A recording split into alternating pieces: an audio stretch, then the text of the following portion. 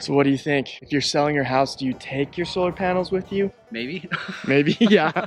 So maybe, maybe. That's the answer. Yeah. That's the TBD. answer. Take a look. So you got 40 solar panels total. 2 rows on this side. Of an odd looking layout on this side of portrait and landscape. Deck boxes up here. Got some kind of hack job flashings, but we'll fix all that. So step 1, take all the panels off. Step 2, take all the attachments out. Step 3, add some roofing tar and flashings. So got this array uninstalled over here.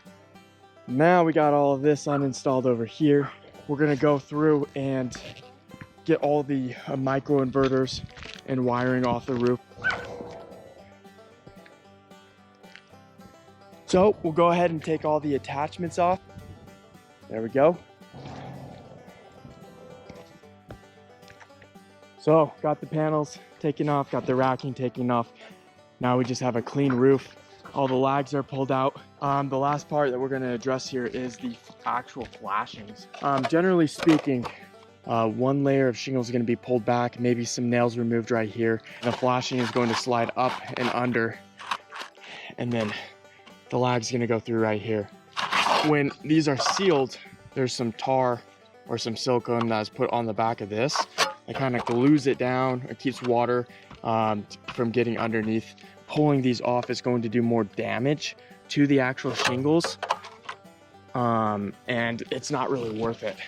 So this is kind of the worst part. So this roof is in fairly good condition. It's got a lot of years left. If we were to take all of these flashings out, we would have, 80 to 100 holes and 80 to 100 torn shingles. To do this right, we would actually have a roofer come in and he would take the shingles out and replace each row that had been torn.